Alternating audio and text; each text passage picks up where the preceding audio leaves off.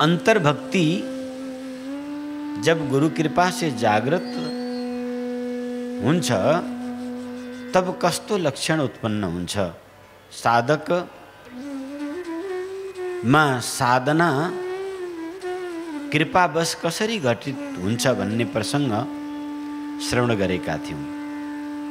हामीले एउटा कुरा अत्यन्त जरुरी बुझ्न के छ, बारम्बार मैले दोहोऱ्याइरहन्छु, बुझ्न जरुरी कुरा के छ भने हामी आफ्नो पुरुषार्थबाट वर्तमान समयमा भगवत सिद्धि गर्न सक्दैनौँ। धेरै कारण छ यसको पछाडि। जन्म जन्मको आफ्नो संस्कार एकातिर, वर्तमान कर्मको विषमता, भोजनको विषमता, सङ्गतको विषमता, विचारको विषमता, संस्कारको विषमता, यो सब कारणले गर्दाखेरि प्रबल पुरुषार्थ गरेर कोही लागिहाल्यो भने पनि यत्रो अभिमान लिने उसले कि म विद्वान छु, म त्यागी हुँ, म साधु हुँ, म भक्त हुँ। तर अन्तःकरण शुद्ध भएर अल्लादिनी पराभक्तिको जागृति यो सहज छैन। गौण भक्ति मा संसारिक मान्छेहरूले कनीकुथी अलिअलि गरिरहेका छन्, माइकटमाइक। तो परंतु जब तक अंतर्भक्ति जागृत हुँदैन तब तक अंतःकरण शुद्ध हुँदैन। अंतःकरण शुद्ध नभएको अवस्थामा हामी निर्मल अनन्य भक्ति गर्न कुनै पनि परिस्थितिमा सक्षम हुँदैनौँ। न ज्ञानको धारणा हुन्छ, न योगको धारणा हुन्छ, न वैराग्य नै उत्पन्न हुन्छ। तर जसको अन्तःकरण शुद्धि आरम्भ भयो, श्री गुरु कृपा शक्ति द्वारा अन्तःकरणमा विराजमान भक्ति जब जागृत हुन्छ, जसरी सनकादिक ऋषिले दृष्टि गर्ने बित्तिकै असंख्य भागवत सुन्न बसेका जति पनि ऋषि महर्षि थिए, श्री सनकादिक ऋषिले भक्ति महारानीलाई इन सबको हृदयमा विराजमान भइदिनुहोस् भनेर आवाहन गर्ने बित्तिकै सबमा भक्ति रस संचार भयो। भगवानको उस अनुपायनी मंगलमय दिव्य विग्रहको दर्शन सरस हृदयबाट सबले गर्न थाले। तो भन्दा पहिले यी सब कमलात्मा विमलात्मा ऋषिजन केवल कैवल्य आनन्दको मात्रै भोग गरिरहेका थिए। मैं कोही सामान्य मान्छेको कुरा गरिरहेको छैन। श्रीमद् भागवत पुराण सुन्नको लागि हरिद्वारमा 88,000 ऋषिमुनि पूरे ब्रह्मांड के जम्मा भएका थिए। सब ब्रह्मज्ञानी थिए। ती केवल कैवल्य आनंद का अनुभव गर्थे। उनमा परमानंद, चिदानंद, आत्मानंद, रसानंद को अनुभूति थिएन। ढुङ्गो जस्तो मोडो जस्तो भएर बसिरहेका थिए। तर सनकादिक ऋषिको दृष्टिपात हुने बित्तिकै भक्ति सबमा हृदयमा आविर्भूत भयो, जागृत भयो। तो सबके सब चकमन्न बसेका ऋषिमुनि उठेर नाच्न थाले, गाउन थाले। भक्ति अल्लादिनी पराशक्ति अंतर हृदय में गुरु कृपा से जब जागृत होती है तो विविध प्रकार के लक्षण उत्पन्न होता है।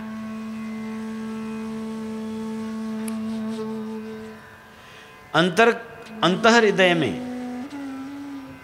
अल्लादिनी शक्ति जागृत होने के बाद साधक में क्रियाशील हो उठती है। जब भक्ति क्रियाशील होकर उठती है तो उस समय कर्तृत्व अभिमान रहित सहज भजन प्रवृत्ति जागृत हो उठता है। हम कीर्तन गवाएं और आप गाओ, अथवा आप बाहरी प्रयास से कीर्तन गाओ, तो ये अभिमान युक्त होता है। पर सहसा मन में भजन कीर्तन करने का भाव सहज उठे और आफ्नै धुनमा साधक लज्जा त्यागेर मुख खोलेर गाउन थाले, त्यो कर्तृत्व अभिमान रहित अवस्था हो। मैले यहाँबाट भने श्री राम जय राम जय जय राम, जय राम जय जय राम, श्री राम जय राम जय जय राम, श्री राम जय राम जय जय राम। अब यहाँ प्रयास द्वारा हुँदैछ, सो प्रयास द्वारा हुँदैछ। त्यस कारणले मैले भजन गराएँ, मैले कीर्तन गराएँ। गराउनेमा पनि के रह्यो? कर्तापन मपन रह्यो, गर्नेवालेमा पनि मैले गरेँ रह्यो। तर जब अल्लादिनी शक्ति जागृत हुन्छन् त्यस बखतमा साधक सहजै विभिन्न भगवान नामको सुन्दर नाद कीर्तन गाउन थाल्छ। स्वतः उसको मुखबाट कई प्रकारको स्तोत्रहरू मन्त्रहरू प्रस्फुटित हुन्छ। हाम्रो साधकहरूमा थुप्रै ठाउँमा कई यस्ता साधक देखेको छु मैले। एकजना साधक त काठमाडौँमा हुनुहुन्छ, युनिभर्सिटीको प्रोफेसर, अंग्रेजी म्यानेजमेन्टको प्रोफेसर हुनुहुन्छ। 80,000 भन्दा ज्यादा श्लोक स्तोत्र उहाँबाट स्वतः संस्कृतको अलग अलग छन्दमा गायन भइसक्यो। त्यस्तै कई साधकहरू पूर्व धरानमा एक रिटायर्ड डीएसपी हुनुहुन्छ लिम्बू। कहिले उनले वेद मन्त्र पढ्न त परि जाओ, सुनेको पनि थिइनँ भन्नुहुन्छ। तर वेद मन्त्र सुन्दर उच्चारण हुन्छ। यसरी साधकमा स्वतः अन्तःकरणबाट स्तोत्र वेद मन्त्र दिव्य दिव्य रचनाहरू स्वतः उत्पन्न हुन थाल्छ।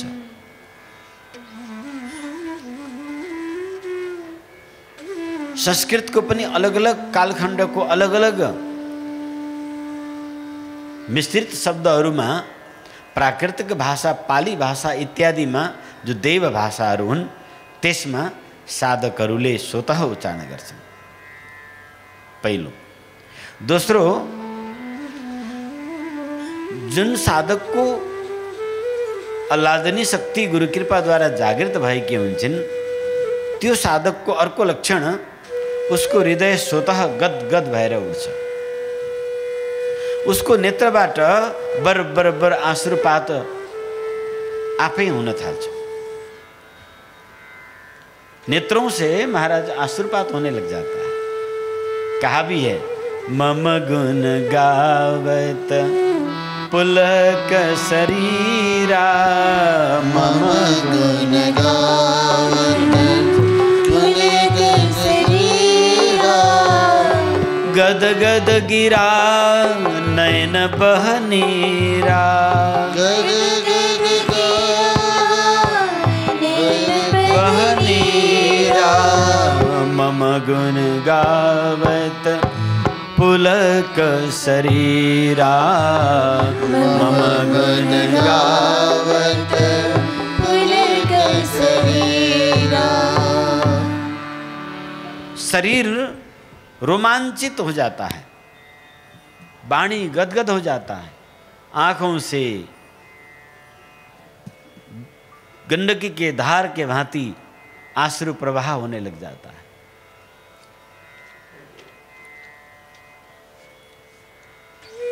तीसरे प्रकार के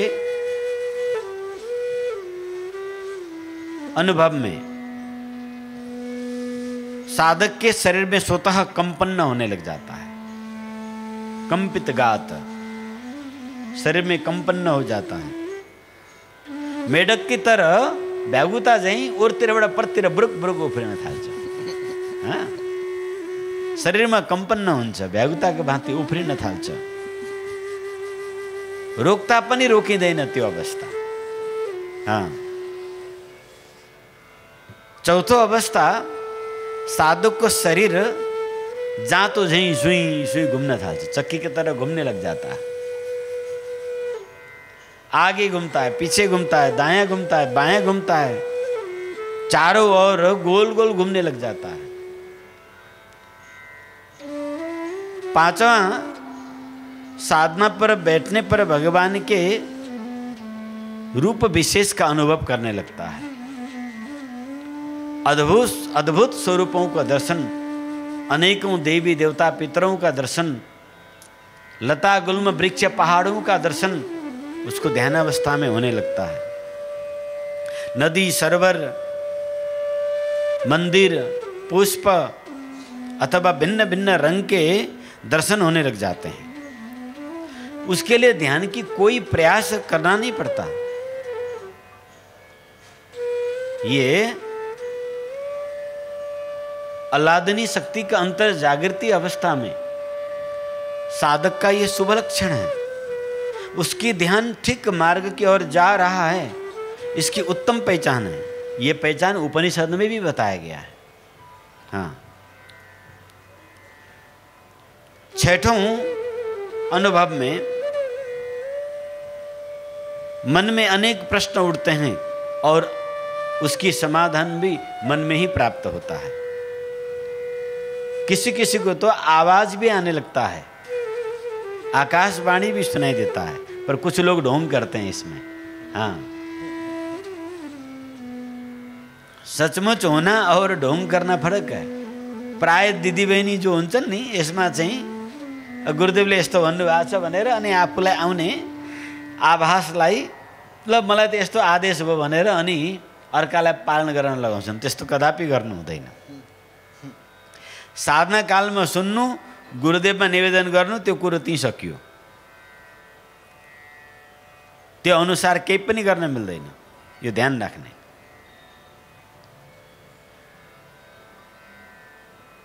अथवा वो प्रेम भावमा विभोर हुन थाल्छ, नृत्य गर्न थाल्छ। उसले नाच सिकेको होस् या नहोस्, स्वतः कथक नृत्य होने लगता है। ताता थई अपने आप स्वतः होने लग जाता है। अथवा वो साधक भगवान को मंदिर में जाँदाखेरि अथवा भगवान को स्मरण गर्दा, सत्संग गर्दा भावुक भएर चित्कार छोडेर रुन थाल्छ, प्रार्थना गर्न थाल्छ, भैमा लडी बडी खेल्छ मन्दिरमा। यस्ता लक्षणहरू उत्पन्न हुन्छन्।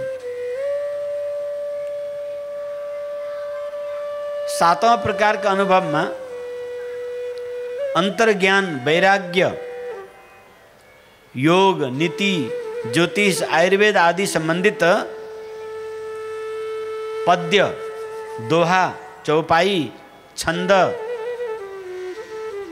प्रस्फुटित होना थाल्छ।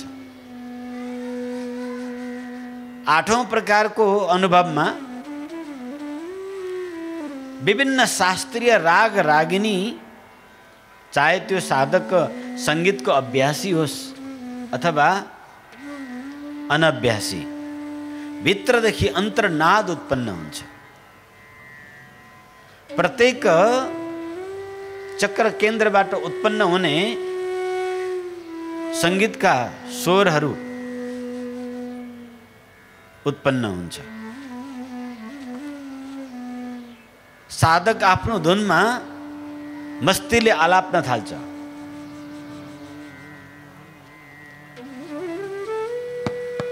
उसको अलग स्थिति हुन्छ। हाव भाव प्रदर्शित गर्न थाल्छ अथवा मुखबाट तबेला मृदङ्ग बजाउँछ।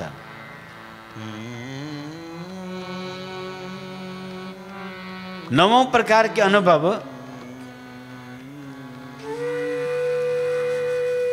शरीर अस्वस्थ भए पनि बड़ा हलुका फुर्तिलो अथवा स्वास्थ्य भए कभी कभी बड़ा भारी उठ ही नहीं पाता जगह से, शरीर में जकड़न होना व फुर्ती होना, या अचानक बर्फ जैसा शरीर हो जाना, वह एकदम हीट अग्नि के तरह तप जाना, अथवा शरीर में कमिला चेंटी के कूदने के तरह सरसराहट हो जाना। ऐसे विचित्र अनुभव रोमांच का अनुभव करने लगता है। या फिर टप टप टप पसीना का प्रभाव होने लगता है, पर उस पसीना में बदबू नहीं आता है, ध्यान देना। हाँ, 10 प्रकार के अनुभव में बिना ध्यान किए ही साधक हर किसी वक्त उसका ध्यान स्थिति हो जाता है। चंद्र, सूर्य, तारे, प्रज्वलित अग्नि, दीपक का लो, रक्त, श्वेत, लाल आदि पीला इत्यादि प्रकार के प्रकाश उसको जिधर देखो दिखाई देने लगता है। खुले आंखों में सूर्य है कहीं सामने उसको नजर आने लगेगा। ये मैं इसीलिए बता रहा हूं, अनजान में तुमको दिखाई दे दीवार पर सूर्य, चंद्र, दीपक, अग्नि तो घबरा जाओगे और बड़बड़ाना शुरू करोगे। घर वाले कहेंगे कहीं पागल तो नहीं हुआ। हाँ,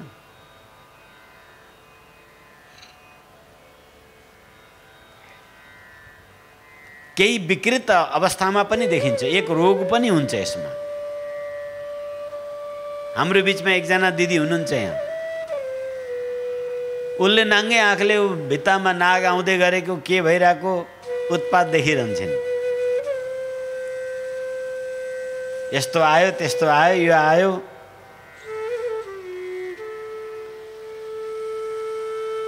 एक प्रकारको त्यस्तो बिमारी पनि हुन्छ। एक प्रकारको कुनै दैवीय प्रकोप लिएर जन्मेका मान्छेहरूले त्यस्तो अदृश्यहरूलाई झलक र झुलुक देखिरहन्छन्। त्यसले गर्दा मानसिक तनावले ग्रसित हुन्छन्। तर साधनाबाट जो हुन्छ ती मानसिक तनावग्रस्त हुँदैनन्, ती अचम्बित र प्रफुल्लित भएर अनुभव गर्छन्।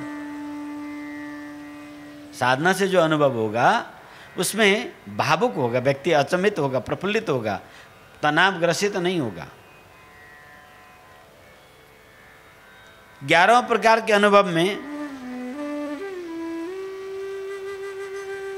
बिना प्रयत्न के अंतर ढोल, मृदंग, बांसुरी, डमरू का नाद श्रवण करता है। चिड़ियों की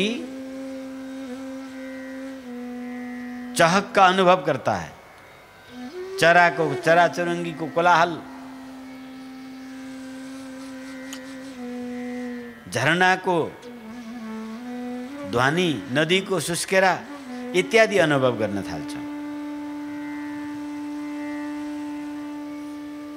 कोही कोही साधक साधनामा बसेको बेला स्याल, कुकुर, बिरालु, सुँगुर, बाख्रा जस्ता आवाज निकाल्न थाल्छन्। हाँ, बिल्ली, कुत्ते, बकरी, शेर, तोता, मैना, इन सब के बोल बोलने लग जाते हैं। स्वतः अंदर से प्रस्फुटित होता है।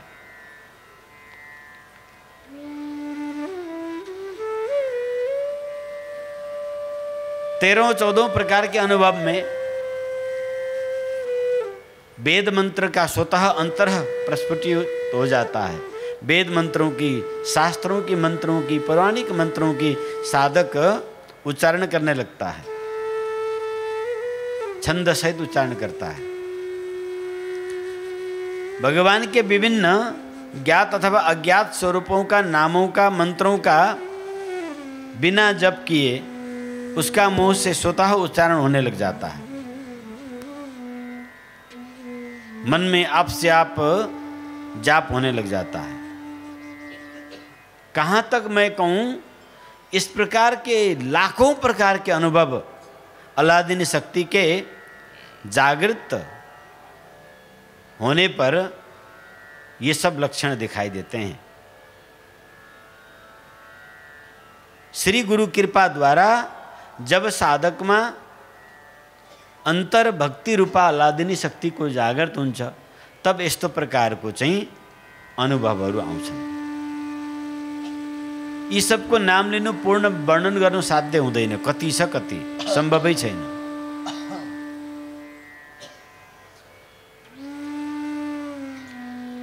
यसैमा अनेकौं योगका लक्षणहरू, भक्तिका लक्षणहरू प्रकट हुन्छ साधकमा। कुंडलिनी अथवा अल्लादिनी शक्ति यानी भक्ति को जागृत होने के पश्चात भक्ति योग, ज्ञान योग इत्यादि वर्गीकरण करके साध्य नहीं है। अनेक लक्षण प्रकट हो जाता है।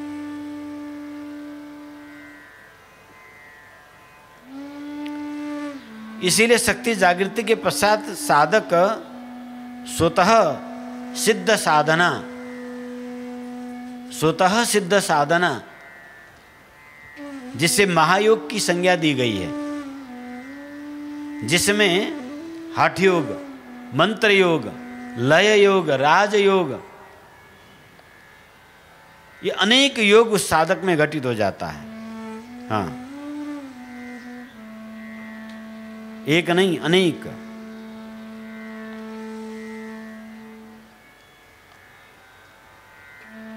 कई योग की शाखाएं हैं पर मूल चार ही है। इन चार को चार चार चार करके 16 प्रकार के योग का पंथ है, योग का मार्ग है, योग का पद्धति है। हठ योग में 4, लय योग में 4, मंत्र योग में 4, राजयोग में 4, 4 चौके 16। इसके भी जब योग दर्शन को प्रवचन गर्ने छु त्यतिखेर यी सब व्याख्या गर्छु। अहिले म अल्लादिनी शक्ति को व्याख्या गर्दैछु। पराभक्ति, नारद भक्ति सूत्रमा उदाहरण स्वरूप ब्रज गोपिकाहरूमा यी सबै लक्षणहरू देखिन्छन्। उदाहरण स्वरूप नारद जीले प्रेमा भक्ति, अल्लादिनी भक्ति को जागरण की अवस्था को परम प्रेमा भक्ति में डुबेकी गोपिनीहरूको उदाहरण दिनुहुन्छ।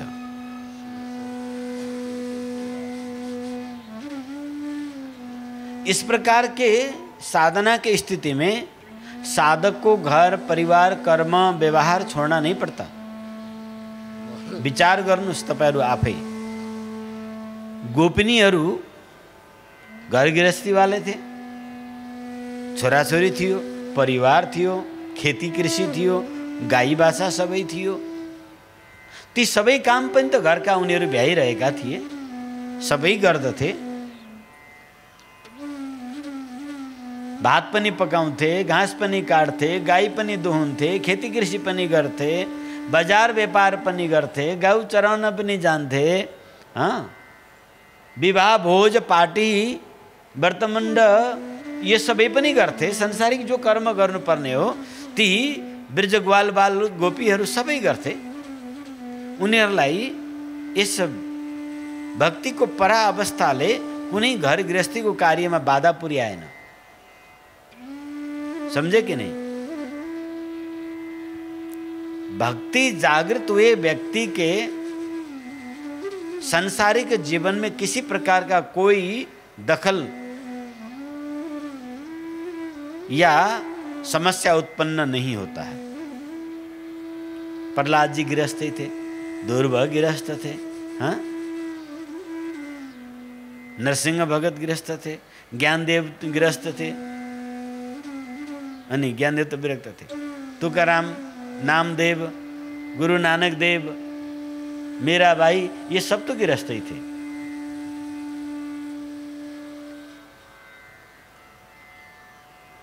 आप लोग सहज उदाहरण दे देते हैं कि अजी हम तो गृहस्थी में हैं, गृहस्थी का कर्तव्य है। गृहस्थी का वो कर्तव्य नहीं है, गृहस्थी का जिम्मेवारी है। कर्तव्य और जिम्मेवारी अलग चीज है, हैं? गृहस्थ की वह जिम्मेवारी है, जिम्मेवारी होती हो, कर्तव्य अलग हो, जिम्मेवारी अलग हो। कर्तव्य इस मनुष्य जन्म का एउटै मात्रै हो, भगवत प्राप्ति, यो कर्तव्य। कर्तव्य भनेको नगरी नहुने, इस मनुष्य शरीर पाएर नगरी नहुने कार्यको नाम हो कर्तव्य।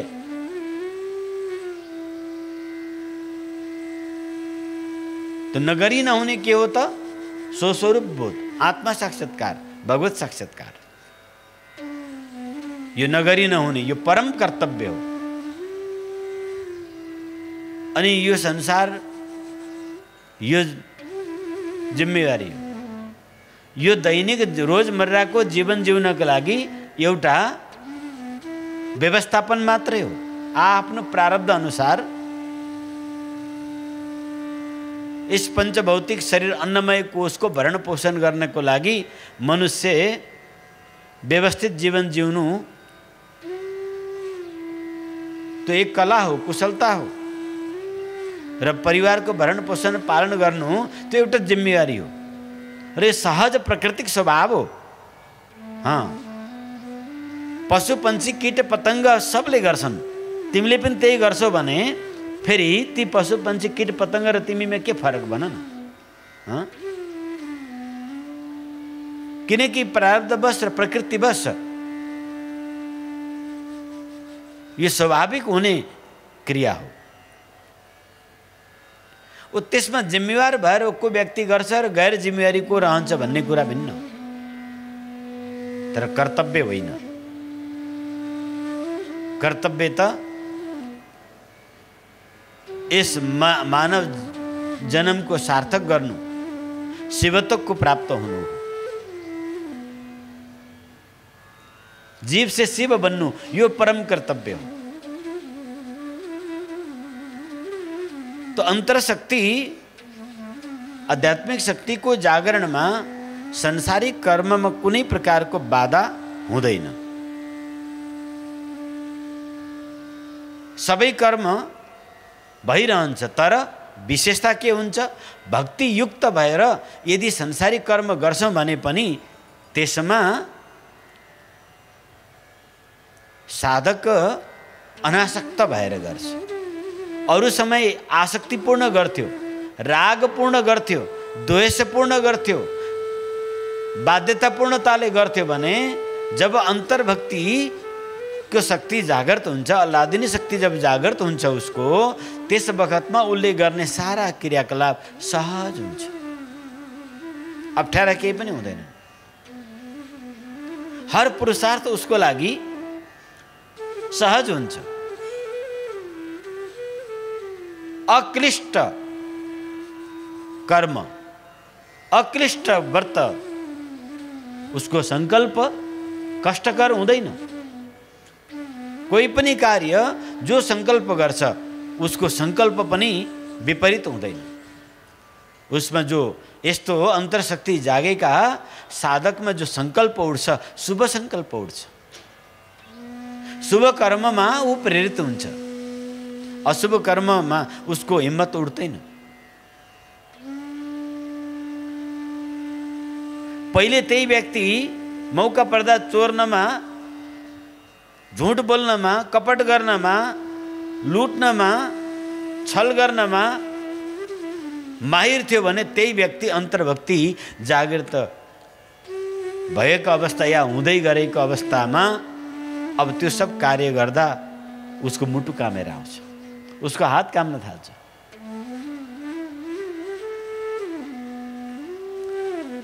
ती दुष्कर कर्महरू उसको लागि कठिन हुन्छ, सत्कर्म उसको लागि सहज हुन्छ। जब अन्तःकरणमा भक्ति को जागृत हुन्छ, जब पराशक्ति कुण्डलिनी स्वरूपा अलादिनी शक्ति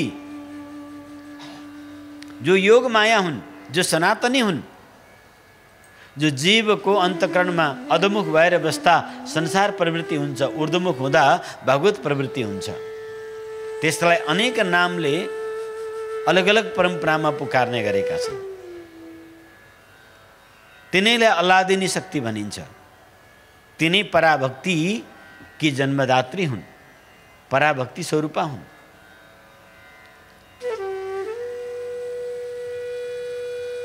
उस पराभक्ति जब गुरु कृपा द्वारा जागृत हुन्छ, अपराधी व्यक्ति को हृदय में भी यदि गुरु कृपाले जागृत भयो भने त्यो अपराधिक कर्मबाट वञ्चित हुन्छ। कुनै पनि प्रकारको दुष्कर्म उस व्यक्तिबाट हुन सक्दैन, तर सत्कर्ममा उसको संकल्प दृढ हुन्छ, उसकी प्रवृत्ति सत्कर्ममा जागृत हुन्छ। जो काम अहिले तपाईहरुलाई गर्न कठिनाई भइरहेको छ नि, यो भएन तो भएन, यो पुगेन तो पुगेन, आए आए आए आए, चिताको नभइरहेको छ। जब अन्तर्भक्ति जागृत हुन्छ, यी सब सांसारिक कार्य त बायाँ हातको खेल हुन्छ, सजिलै हुन थाल्छन्। कोही जोड जबरजस्ती लगाउनु पर्दैन, आफ्नो मार्गमा परिवार हिँड्न थाल्छ। फेरि तपाईहरु भन्नु होला, खोइ त महाराज यत्रो वर्ष दीक्षा लिएर म लागिराखेको छु, मलाई त खोइ त भएको छैन त, मैले यस्तो चाहेको थिएँ भएन, उस्तो चाहेको थिएँ भएन, उस्तो बिग्रियो त्यो बिग्रियो, यो भयो त्यो भयो, यति फाइनेन्सले मेरो पैसा खाइदियो, फर्केर आएन, आदि आदि। बिचारी आमेहरूले लुकाई लुकाई लुकाई लुकाई सहकारीमा पैसा जम्मा गर्दै गए, सब डुब्दै गए, अहिले रुँदै बस्दै। खुसुक खुसुक भन्छन् मलाई, बरु हनुमानजीले निकालिदियो भने आधा भयो, हनुमानजीलाई दिन्छु लौ न, मन्त्र मारिदिनु भन्छन्। अब त्यो ठक्क मुखमा गएको चिज कहाँबाट आउनु, हैन?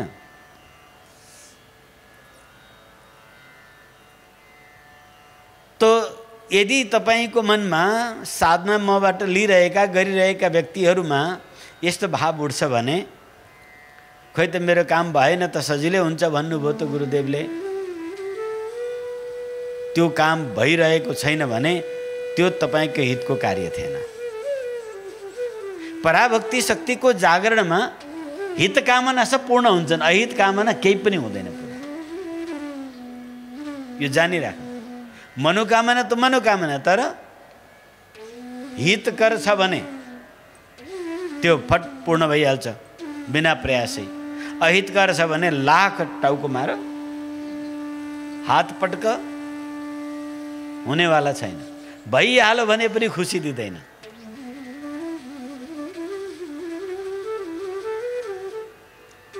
लगभग 98% मसँग साधनामा जुटेका साधकहरू सब आमिष भोजी थे।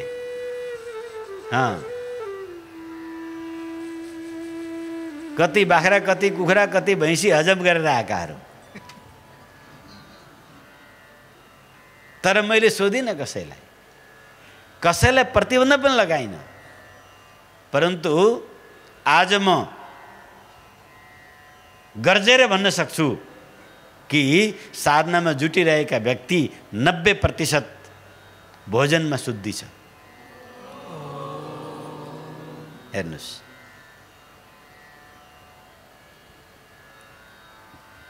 तर जबरजस्त छोड म भन्दिनँ। भक्ति गर्ने अधिकारी सब हुन्। घाँस खान्छ कि मांस खान्छ कि भात खान्छ, त्योसँग मेरो सरोकार छैन। दूध पिउँछ कि अरू केही पिउँछ, त्योसँग पनि सरोकार छैन। किनकि मलाई थाहा छ यो दिव्य भगवत कृपा हुने बित्तिकै उसका दुर्गुण दिन प्रतिदिन 1 by 1 जल्दै जान्छ।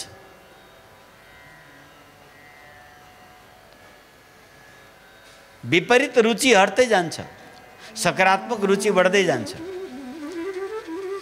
ज्यादा समय पनि होइन, केवल 300 घण्टा मैले तयार गरेको वेदान्त दर्शन ब्रह्मज्ञानको क्लास र साधना यदि साधकले नछोडिकन नबिराइकन दिनमा 1 घण्टा वा 2 घण्टा को दरले 300 घण्टा कम्प्लिट गर्छ भने 300 घण्टा भित्रमा उसको जीवनमा आमूल परिवर्तन आएन भने फेरि मलाई भन्नुस्।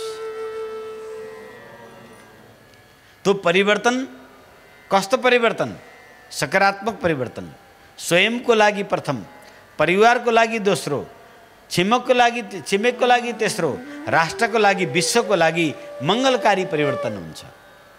जो यो 300 घण्टा मेरो मार्ग निर्देशनमा साधनामा बसेर उसको जीवनमा परिवर्तन आएन भने दैवले कहिले पनि त्यसलाई परिवर्तन गर्न सक्दैन, यो ग्यारेन्टी हो।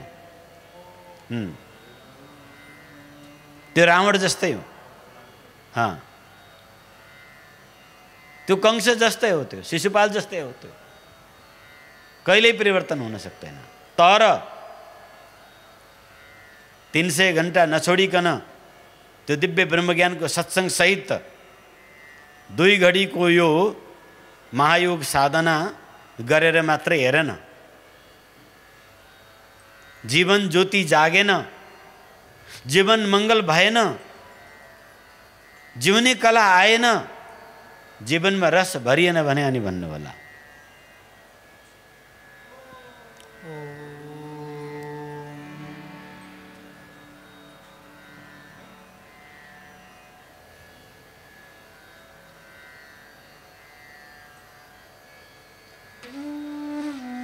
संसारिक कर्म में कर्तव्य बुद्धि त्यो कर्तव्य होइन,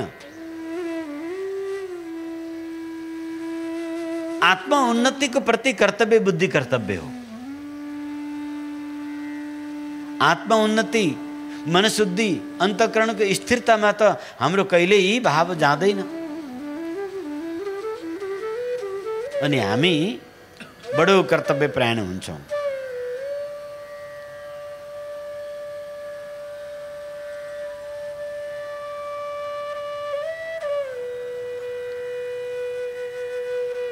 जब तक अंतःकरण में अल्लादिनी शक्ति को गुरु कृपा द्वारा जागृत हुँदैन तब तक सबै क्रियाकलाप निष्फल जान्छन्। उसमा शुद्ध वृत्ति उत्पन्न हुँदैन, शुद्ध भाव उत्पन्न हुँदैन, द्वेष भावले युक्त हुन्छ। व्यक्ति कर्म गर्नमा कर्मठ पनि हुँदैन, तर अन्तरशक्ति जब जागृत हुन्छ तब साधक हर कठिन कार्य पनि डटेर गर्छ। ऊ कुनै पनि परेशानीबाट पर भाग्दैन, चाहे शारीरिक पीडा होस्, चाहे मानसिक पीडा होस्, चाहे शत्रुका भय होस्, ऊ आफ्नो कार्यमा दक्ष हुन्छ, दृढ संकल्पवान हुन्छ। अन्तरशक्ति यदि जागृत छ उसको एक कदम चल्नु पनि सफलता हुन्छ। अन्तरशक्ति जागृत छ, अल्लादिनी शक्ति जागृत छ, उसले एक अगरबत्ती लगाउनु पनि स्वीकार हुन्छ। यदि उसको अन्तर्भक्ति जागृत छ तो उसको एक आहुति पनि सफल हुन्छ। तर यदि त्यस्तो अवस्था छैन भनेदेखि जति गरे पनि कोही फल प्राप्त हुँदैन।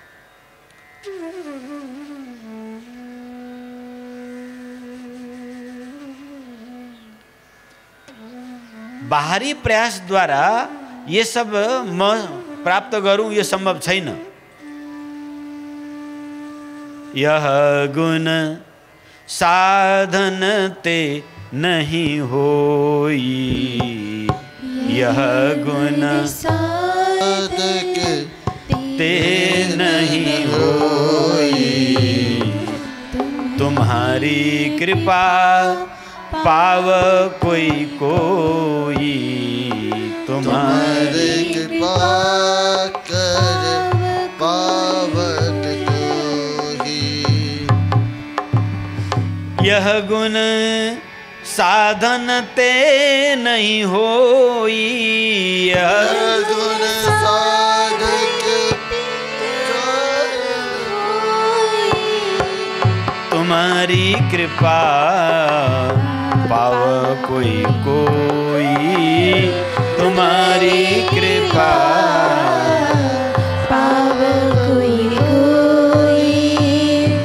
सब स्थिति साधनाको बलमा हुँदैन। यदि हुने भए कति कति पुरुषार्थ गर्नेहरू यस सृष्टिमा थिए, नामो निशान मिटेर गए ती। कसैले राज्यको पुरुषार्थ गरे, कसैले सन्ततिको पुरुषार्थ गरे, कसैले भुक्तिको पुरुषार्थ गरे। नाना पुरुषार्थीहरू एक से एक कहलिएका छन्, तर तिनको अस्तित्व बदनाममा छ, ती सदनाममा छैनन्। तिनकी कोही कीर्ति छैन, अपकीर्ति छ।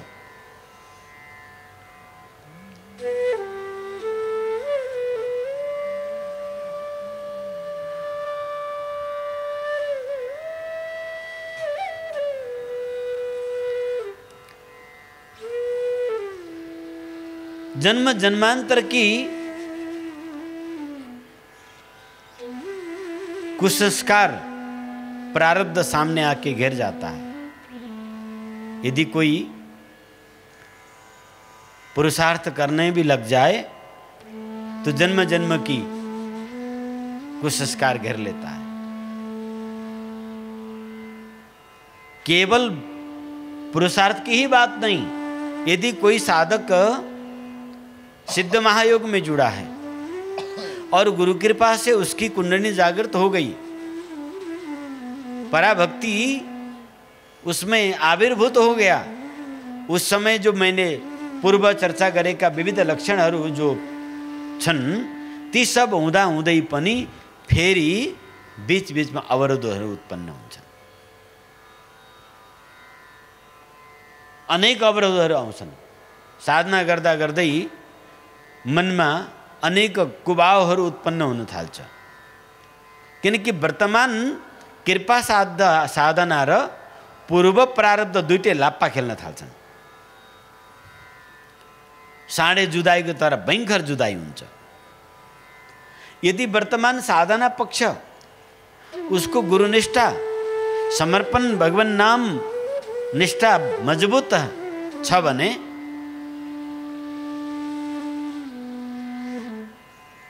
ऊ सहजै पार गर्छ, नत्र भए उसलाई तमाम किसिमके समस्या झेल्न पर्छ। उस गुरुदेवबाट, उस साधनाबाट, उस क्षेत्रबाट, उस मन्दिरबाट उसलाई टाढा गर्ने नाना प्रकारको विघ्नहरू उत्पन्न हुन्छ। विचित्र विचित्र विघ्नहरू चारैतिरबाट जन्म जन्मान्तरका ती दोषहरू घेर हाल्छन्। अब यो यसका अन्दरमा अलादिनी भक्तिको उदय भयो। यदि यो अलादिनी भक्ति जागृत भई सहस्रारतिर उठ्न थालो, अनहद चक्रसम्म मात्रै पुग्यो भने पनि हाम्रो सर्वनाश हुन्छ भनेर उसका जन्म जन्मान्तरका जति पनि सञ्चित क्रियामाण तथा प्रारब्ध तीनों प्रकारका एकत्रित भएर घेरा हाल्छन्। पहिले त उनीहरूले बाहरी घेराबाट पारिवारिक सामाजिक समस्याहरू उत्पन्न गर्छन्। कमजोर कमसल मन्द मन्दतम साधक छ भने त्यत्तिकैमा मैदान छोडेर भागिहाल्छ। त्यो हट यो साधना त मलाई फापेन, खै गुरुदेवको कृपाले मलाई केही पनि गरेन, मन्द साधकको ग्रुप त्यसैमा भागिहाल्छ, साधनै छोडिदिन्छ। अथवा त्यसमा अभिमान उत्पन्न हुन्छ, विपरीत ज्ञान उत्पन्न हुन्छ। अधर्ममा धर्मवृत्ति, धर्ममा अधर्मवृत्ति। भलै तारक मन्त्र लिइसकेको होस्, 2, 5, 10 वर्षसम्म गुरुदेवको सेवा गरेर पनि त्यहाँ विपरीत बुद्धि स्थिति प्रकट हुन्छ। त्यो बेला उसका सारा जन्म जन्मान्तरका पाप श्राप ताप कर्महरूले उसलाई घेर्छ।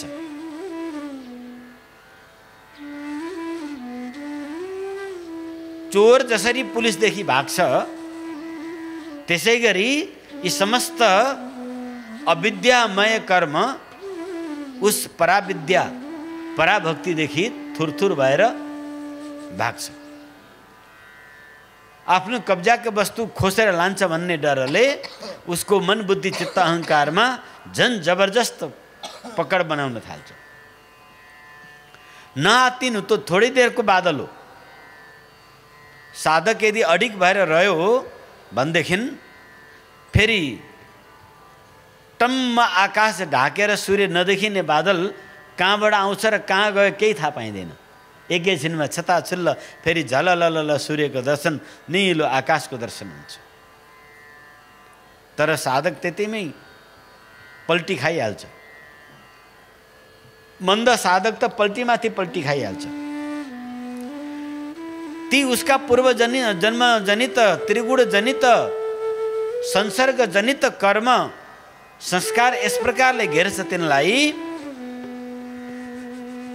कि पहिले उसले कारोबारमा बाधा पुर्याउँछ, परिवारमा कलह उत्पन्न गराउँछ, त्यहाँबाट सन्देह उत्पन्न गराउन थाल्छ।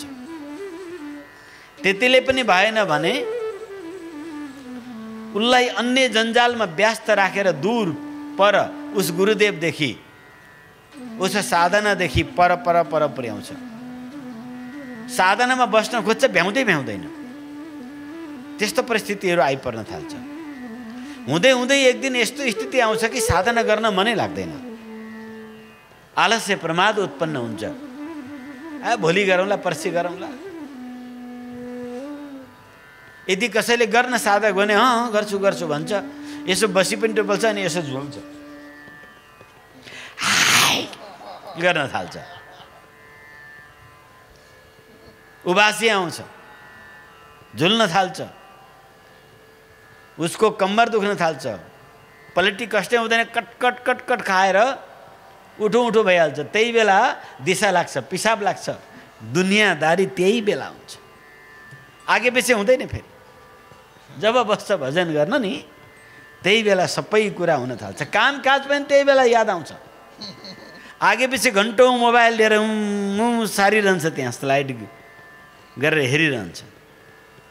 घन्टा गएको थाहा पाउँदैन, त्यतिखेर केहीले पनि चाप्दैन। तर साधना बनेर बस्ने बित्तिकै अब दुनियाँ काम काज पनि त्यही बेला याद आयो, बिते बिग्रेको पनि त्यही बेला याद आयो, रोगहरू पनि त्यही बेला खनियो, अनि भए नभएका शङ्का उपशङ्का पनि त्यही बेला खनिन्छन्। अनि साधना गर्दा गर्दै मनमा आउँछ, खै त गुरुदेवले त यस्तो भनेको थियो त, खै मलाई त यतिकै मात्रै भइरहेछ त, यो साधना के हो, यतिकै मात्रै हो कि क्या हो यसले, खोइ त्यहाँ आगे भन्दा यहाँबाट कृपा गर्ला जस्तो लागेन। यहाँ भएन, युट्युबमा फलाना बाबाको चाहिँ चमत्कार आइरहेको थियो, त्यहाँ पो गएर सोध्नु पर्यो। अब टेलिभिजन युट्युब आदि कति भ्युअर्स छन्, त्यहाँ यति मिलियन छन्। ओहो, त्यहाँ पो जानु पर्यो, उसको पो कार्यक्रम हेर्नु पर्यो, त्यसलाई पो सुन्नु पर्यो। अब यता गुरुदेवले दिएको साधना त्यो साधक भुली बस्छ। अब ऊ युट्युबतिर खोज्न थाल्छ, एआईलाई सोध्न थाल्छ, वाट इज द कुण्डलिनी भन्दै। एआई न हो, जे पनि जवाब दिन्छ त्यसले।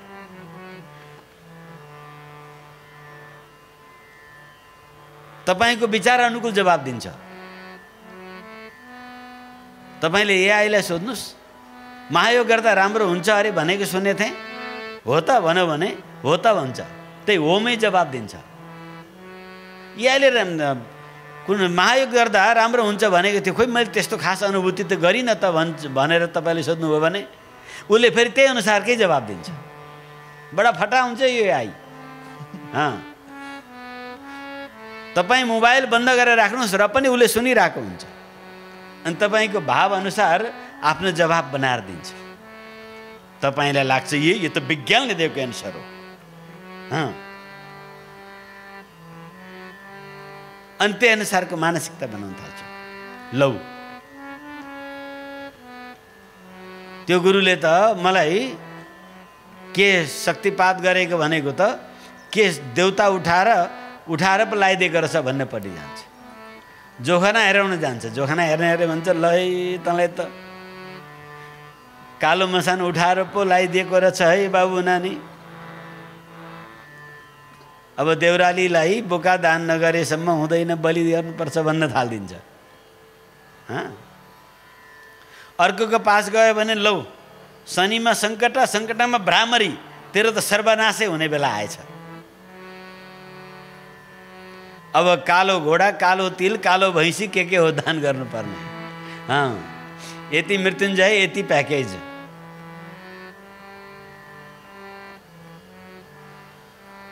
जहाँ जहाँ जान्छ हुँदै हुँदै एउटा तह यसरी विचलित हुन्छ, अर्को तह, अनि आफूलाई यसो विचार गर्न थाल्छ केही लाभ हुन्छ कि भनेर चाहिँ मैले यत्रो यो साधनामा लागेँ, लाभ त केही भएन। मेरो जग्गा बिकेन, मेरो जग्गा बिकेन, मेरो घर बिकेन, नाफा भएन, खोइ साधनाबाट केही लाभ भएन। अर्कोतिर लाभ हानिको जोख्न थाल्छ। अर्को अवस्था, यी सबै अवस्थाबाट फेरि पनि पार हुन्छ। यहाँ डेन्जर अवस्था के आउँछ भने साधनामा सन्देह, साधना दातामा सन्देह उत्पन्न हुन्छ। अब अरू सबै विघ्न त गुरु कृपाबाट टल्छ, तर गुरुदेव माथि नै जब प्रश्न उठ्छ साधकमा, गुरुदेवकै जब कमी निहार्न थाल्छ, अब सकियो। विघ्नले गर्नु त त्यही थियो।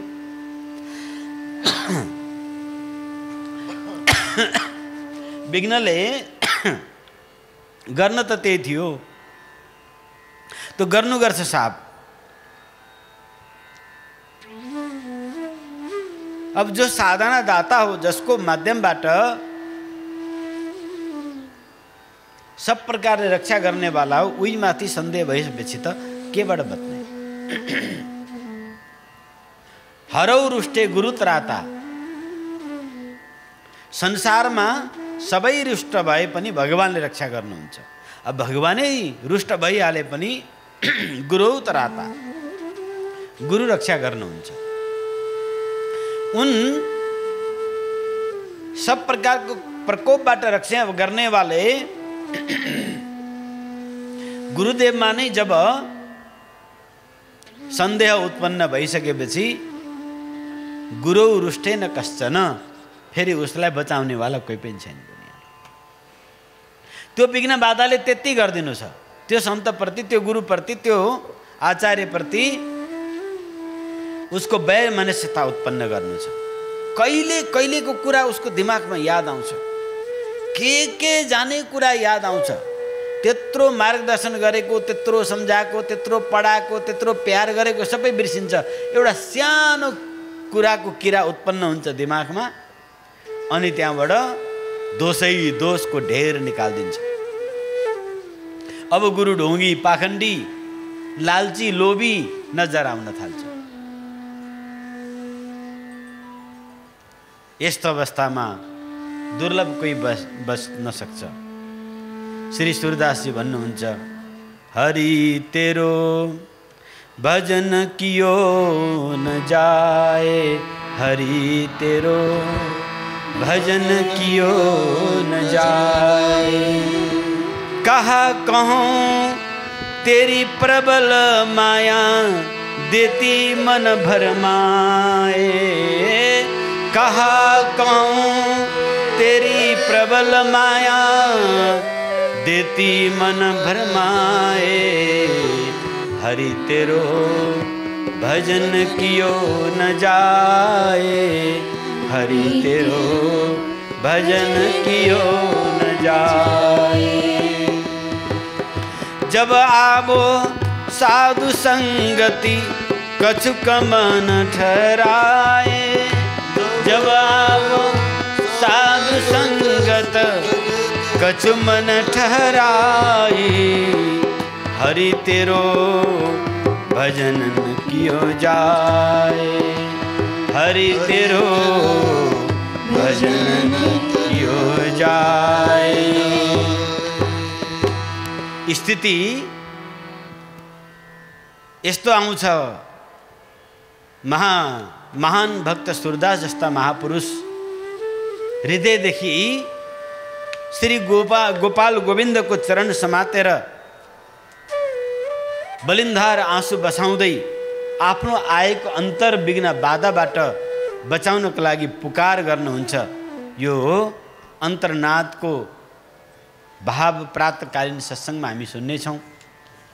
अहिले आज सोमबार पोखरा स्थित केदारेश्वर महादेव मन्दिरमा सोमबारको सन्ध्याकालीन विशेष आरती हुने गर्दछ। त्यस विशेष आरतीमा व्यवस्थापन समितिले आज हामीलाई स्वागत गर्दैछ। आरतीको दर्शनको सौभाग्य हामीले प्राप्त गरेका छौँ। तो समय अब हुँदै गएको हुनाले तपाईँ भ्याउनेहरू पनि त्यहाँ आउन सक्नुहुन्छ। यो अद्भुत भावना छ। यो जो अहिले मैले सत्सङ्ग दिँदैछु हेर्नु, साधक गैर साधक सबको लागि जीवनमा नसुनी नहुने साधु छ। किनकि यो कुनै विद्वानबाट आउने विषय होइन। यो जो कोही साधक होला, जसले साधना मार्ग प्रत्यक्ष अनुभूति गरेर पार गरेको छ, उनी महापुरुषहरूबाट आउने, यो गुरुकृपाबाट आउने अनुभूति हुनाले यसलाई कदापि यो सत्सङ्ग नछोड्न अनुरोध गर्दै यहाँ जो सुनिरहेका छौ सुन, और साथसाथमा फेरि यसलाई चाहिँ हिमालयन युट्युबबाट अथवा समय नेपालबाट अन गरेर त्योभित्र गएर सुन। एक एक जीवनको कडी खोलिनेछ। यिनै शब्दका साथ आउनुहोस् आरती गरौँ।